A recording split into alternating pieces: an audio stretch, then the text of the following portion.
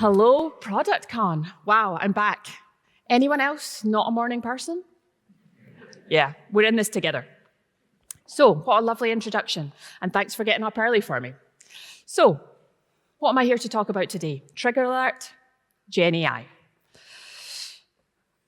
And how in particular, in a large established company that is definitely not AI first, you get started on using it and actually drive some value. I'm Debbie McMahon. I'm the Interim Chief Product Officer at the Financial Times. We're the pink paper on the newsstand if you don't know us. People have asked me multiple times, how have you actually managed to do anything with Gen AI at the FT? It's like so old. My response is, sure, the FT is really old, over 136 years to be precise. But the company is still around and still thriving. So if you think about it, that means it's been through multiple reinventions. It's had to. And unless anybody out there in the audience or online, hi, are over 100 years old, if you are, good on you. That means the FT has been through technological transformation that none of us were even born for. But does that mean it's easy? Definitely not. Definitely not. And in particular, getting started is the hard bit. So let me talk about that today. Let's go back to May 2023. I live in London, so it was undoubtedly a slightly damp and dull day. I was thinking through what was the next phase of development and product at the FT, and reflecting on my previous 18 months and how we would drive innovation going forward. I came up with these 4 things as things that had changed in that 18 months that I had been there. I'm going to focus on the first one today. And as I noodled away on my product strategy and things we could do differently and things that were going to excite us going forward, I got a push notification, of course from the FT, telling me that GPT-4 users who had a pro license could now have their answers from the internet via Browse with Bing.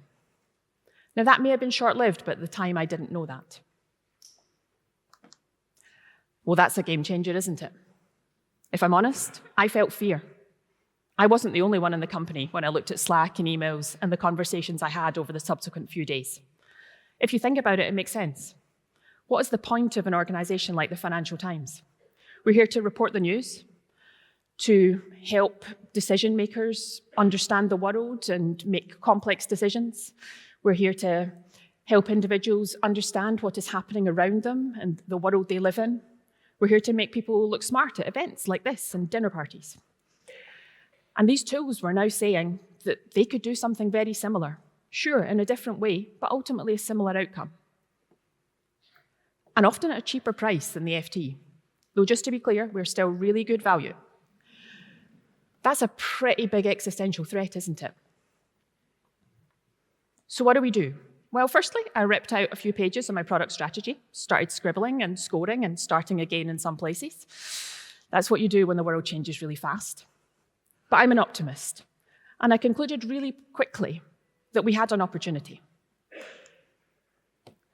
A sort of 2-for-1 deal with Gen AI.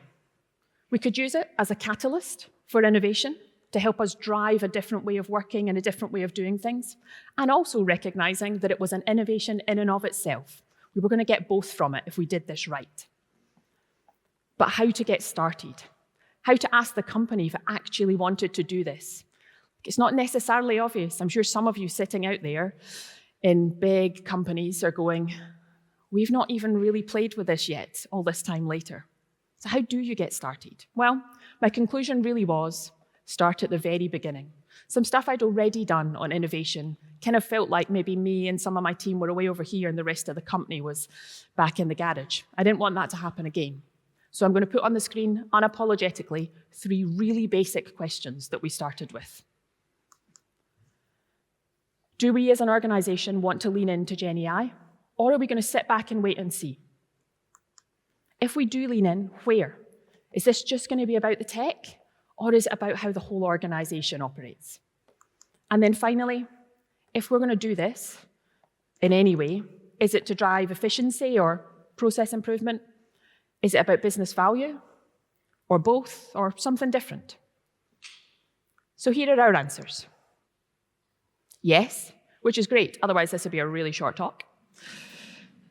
It was going to be about the whole organization, and of course, every company wants both, everything all at once, doesn't it? But how did we get to these answers? If I'm honest, a slightly convoluted and mildly torturous process that I will not relive on stage, that will not be pretty for anyone. But I think there were a couple of things that were really important. So I'll talk to them. The first, driving positivity, not fear. I talked about fear. It was definitely present in the organization. And there's a reason why there's a phrase, paralyzed with fear, isn't there? If people are fearful, you can't really move forward. You can't really make good decisions. You can't really get people involved because fear overrides everything. So it was really clear that we needed to help drive positivity, make people feel this was something they could get involved in. So how did we do that? Bottom up, in stages. Remember I said that the FT had been through multiple transformations in the past? The first thing I always recommend, figure out what worked in the past. And it turned out in 2012, when obviously of almost no one who worked in P&T was at the FT, the organization had made a big shift to mobile content consumption, mobile delivery. And as part of that transformation, the FT had given everybody who worked there an iPad to help them truly experience the change and how our customers were going to be consuming our content. Amazing, great idea. Let's just do that again. So, ChatGPT license for everyone. You don't need to put in a business case. You don't need to be a special person. You don't need to have a reason for using it. Just here it is. Please go and play with it. Even if what you do, and let me not pretend that most people did, plan their holidays and ask random weird questions like, tell me a joke. And is that not what everybody uses their Alexa for? Anything else? Leaving speeches, that was another one. Even if that was what people were using it for, they were still getting involved in it. They weren't so fearful of it. They could understand what it could do. We also created a process by which anybody in the company could suggest a GenAI tool they wanted to try and put it through our use case panel, making it feel like it wasn't just for certain people. Guidance is really important. There was guidance that went around this, but framed positively. I've seen some companies' guidance that's like 7 pages of no before you get to a yes. I promise you, nobody's going to get to page 7 to get to the yes. They will have stopped by that time. We also did silly things, if I'm honest, but that were fun. A whole company hack day on GenAI, a prize for the best innovative use of GenAI in a certain time frame, a custom GPT that would turn what you wrote into the FT's tone of voice. Just all things to make it feel a bit more accessible. And yes, comms. The CEO wrote to the company, talked about the challenges and the headwinds, but also about the opportunity and why we wanted to lean in and people get involved. And also, really importantly, our editor wrote to our customers, our subscribers, and made it really clear that our mission as a company would not change, that our journalism would remain written and edited by humans. And that definitely made it clear to people where the parameters were and made it easier for us in product and tech to figure out where we could help. So then what was the other thing that we did to get to those answers? Go broad rather than narrow. Anybody in my team? I know there's a couple out there. Fingers over your ears now, because my usual thing is focus, focus, focus. This was not one of these times. This was we need to go multiple places. This technology is changing really fast. If we, as like many big companies do, you want to put stuff in a box. Oh, GenAI is for personalization, or it's for our sales funnel. No, if you do that, when we get to a world of agentic AI, you're going to be limited to that little box. That's not really going to help you. If you want to truly understand what this can do for your company, you need to go in multiple places. That's also the way to get multiple things done. But that is quite anathema to often how we do things. This is how we laid it out. Look, here in the center, let's be honest about this. Our journalism is a no-go. That is grayed out for a reason. But look at all the things that support our journalism day to day. There's lots of it. And in all these places, we could find ways that GenAI could help our value proposition, help our staff, or help us explore new things. And it was all about getting people excited about it, helping them understand that maybe that team that is working with you on something, maybe that could be supercharged with GenAI. Or maybe that thing that you've always imagined doing that was never really possible, maybe we could do it now without overpromising. Okay, maybe a little bit of overpromising. But that excitement, it's infectious, isn't it? Once 1 or 2 people want something, then people don't want to get left out. And that got us to a place where we could go in multiple areas all at once and do loads of learning. So what have I learned? And what have our teams learned? Ask the basic questions. Really do start at the beginning. Even if you don't want to, and you're frightened of the answer, it's better getting a true answer from the organization than assuming something that doesn't turn out to work. Nobody is going to get excited because there's a lot of stuff out there about the value AI can bring, the amount of money it can save or make, and the numbers on a spreadsheet. Nobody's going to get excited about that. Okay, like there's one person in finance out there who's like excited about it. But other than them, I promise you, nobody will. You need to play to people's heart. That's what gets change done. It's people getting excited or their fears being reassured, at least to some extent. And then finally, figure out what Gen AI does to your core mission. If it changes it or affects it, don't pretend. You'll get caught out eventually and you'll hit against a brick wall. And if it doesn't, show people that they can still get involved because of all the supporting elements that you do in your business. So, I've talked a lot about how we got to the point where we could do something, but we have actually done some stuff, so let's talk about that now. What did we do to get started? Created a team. I know if you're an AI native company, that doesn't make sense. You should be doing it everywhere. We absolutely did not limit the use of Gen AI to one team, but we are not an AI native company. We're never going to be. We needed to centralize our expertise. We're never going to be awash with millions of ML engineers and data scientists. We needed somewhere to say, how do we grow this capability quickly? And the team proved great for another reason, actually. As a product leader, you think about how you organize your teams. And that's usually based on the outcomes you know you can deliver to or your aspirational outcomes you want to deliver to. But AI is changing that. And we've seen, with hindsight, to be fair, that there are some things that central team have been able to do that wouldn't have fitted neatly into the way we were currently organized. It would have fallen through the cracks, which is super interesting. For anybody who's AI native and is looking for like the next level tips on Teams and Gen AI, Dave is coming up later after lunch, I think. What else did we do to get started? That team, that fabulous team, built a playground for the organization to shortcut our discovery. I'll show you it in a minute. And we chose some use cases. We did 13 or 14 different Gen AI-based things in 2024, but we picked 4 as sort of exemplars and examples. I'm sure all of you have seen the, turn yourself into a frog and speak in Japanese type Gen AI things. Sure, they're like the Twizzle, I would say. They're interesting, but do you play with it more than once? No, maybe twice. What we really wanted to do was make sure this was foundational to our organization, that we could then build on top of that and get to the Twizzles at the right time, not start with the stuff that was just gimmicky. There was also some stuff we didn't do, which is pretty much as important, I think, and particularly because we wanted to get started quickly.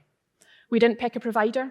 We have a relationship with OpenAI, but we did not want to be limited on what model we used. And that the team we have has proven excellent at evaluating every model, checking what makes sense, and recommending to us what we should use based on the use case that we have. We also didn't pick a delivery model. This is a bit more complicated for the organization to understand. Kind of went, oh, we gave you money for this team, and you said they're going to build stuff on top of the models that are out there. Okay, that's how we're going to do the AI thing at the FT. No, was the answer to that. I think we've got 4 different delivery models in play at the moment. Some partnerships, some buying in some tools, some outsourcing. What we wanted to do was learn about those models and what they meant for us, alongside learning about the outcomes we could achieve. Both things are equally important, I would say. These 2 were good decisions. This third thing, middling. We didn't stop wider experimentation, and we still haven't. Remember I said up front, we have a way of anybody in the company suggesting a Gen AI tool that they want to try? We still have that, and that has allowed us to experiment and explore quite a lot of small use cases that we would never have gotten to in product and technology. But does it mean that we have like 4 different AI note-taking tools now being used?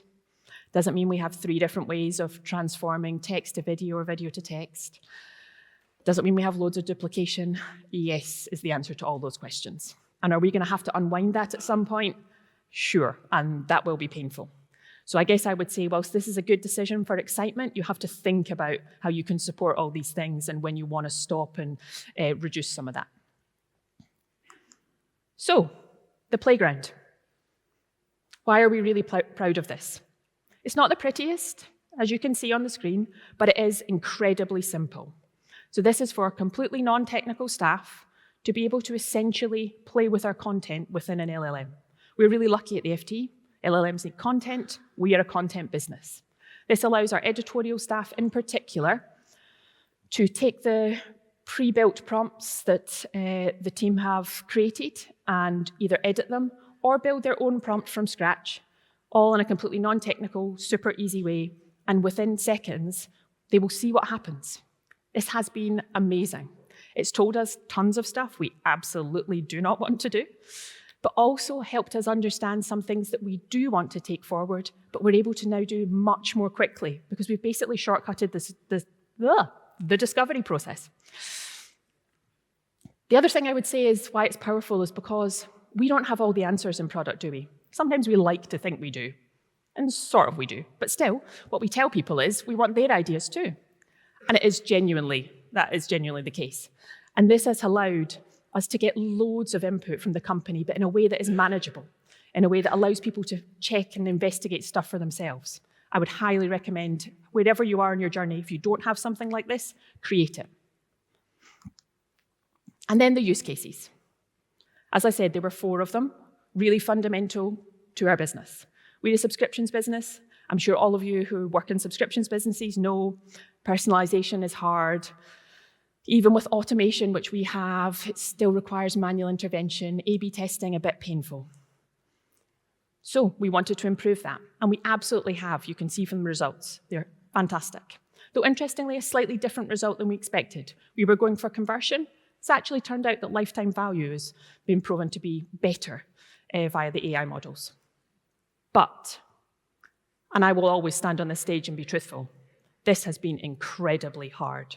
The hardest thing we've done. It's taken the longest, caused the most arguments, been the most complicated, given me the most grey hairs, tough. Remember I said we wanted to learn about delivery models as well as the outcomes? So here, we think maybe some of that is the delivery model. And so when we move to our cancellation journey, which we've done now, we're trying a different delivery model to see what that does. Next use case is my favorite. Probably not meant to have favorites, but anyway. Our whole value proposition at the Financial Times is the stories we tell. Our journalists have told us for ages that there are stories within data, structured and unstructured data sets that they simply could not get access to. They couldn't trawl through them, too complicated, took too long. The pipelines we could build just wouldn't have been good enough. GenAI has changed that. We used the Parliamentary Register of Members' Interests to see whether, as a test case, we could get a story, and it had to be a story the editor would publish from it. And we did. We got 2. Really interestingly, the story I've put on the screen is the one that went viral. But it didn't go viral for the very kind of data story that we published in the FT, which was about the MP with the largest number of rental properties or the biggest landlord in the House of Commons. It went viral for the human interest that came after that. Turned out he maybe wasn't the best landlord, and quite a lot of his tenants came and complained about the state of their properties. So that story was the one that actually went viral, but it would only have been found if because we managed to get into the data. We now have a story-finding team who day-to-day work with computational journalists on finding stories with AI. That model did not exist even 9 months ago. Truly amazing. Next, a use case related to the engagement of our content. This is a use case and a hypothesis we've held at the FT for many years, actually. That if we were able to provide a summary for our more in-depth articles, that more people would engage with them and read them and get value from them.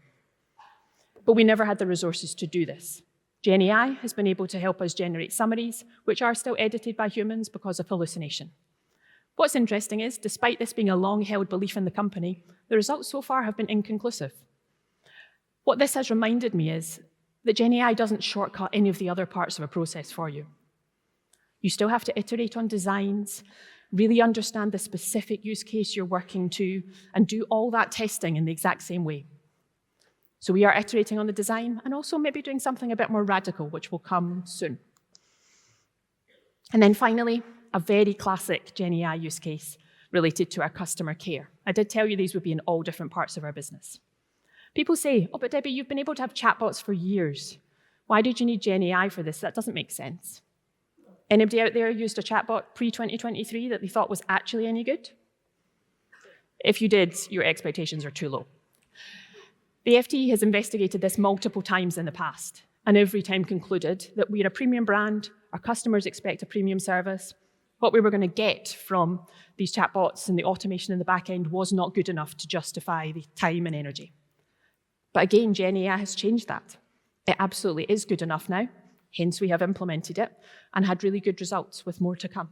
And importantly, it's also made our customer care agents' jobs better, and that in and of itself is a powerful outcome. As I said, these are not the only things we've done. A whole suite of other experiments in other areas. On the screen is a content-based Q&A tool called Ask.ft for our professional customers, a tool for our beat reporters who spend all day out and about, giving them recommended newswires for them to look at, a tool to examine whether ads are submitted to us might be subject to greenwashing, also some other stuff like improvements to our lead generation process for sales and events, generation of alt text via Gen AI. All super exciting things that are genuinely valuable for our organization or our customers, or both in most cases, and has really helped us learn in multiple places what this can do for us, why we would want to use it, and also what we will do next. So what have we learned from this process? Please don't expect everything to work. We've only managed to do 13 or 14 things in 1 year because we have stopped the things that didn't. Doesn't mean you don't iterate, but you do need to stop stuff. Otherwise, you'll get overwhelmed really quickly. Go broad. Focus beyond that one obvious thing that everyone in the company is pointing to. Sure, do that, but do things that are going to work for the long term and help you build foundations, not just the thing for today. And then finally, trust really is everything. This technology is changing so fast. Probably you'll be being forced through annual planning processes, etc., to try and make decisions up front that you simply can't. That isn't going to help you build trust either in the technology or in you as a product person. I say to my team all the time, do we need to make this decision today? Do we have to have this argument or this discussion right now? Can we just mañana it? Tomorrow. And almost all the time with Gen AI, I promise you, the decision doesn't come back round if you push it out, because the world has changed. And that actually does, surprisingly, build trust. Let me end on the power of this technology. What I have on screen is a story that the Financial Times' visual investigation team published in the summer of 2024. They used Gen AI to supercharge facial recognition software. And they matched images of children reported missing in Ukraine with images of children on Russian adoption websites. And they managed to match multiple children. At least a couple of those children have been returned to their families and reunited with them in Ukraine.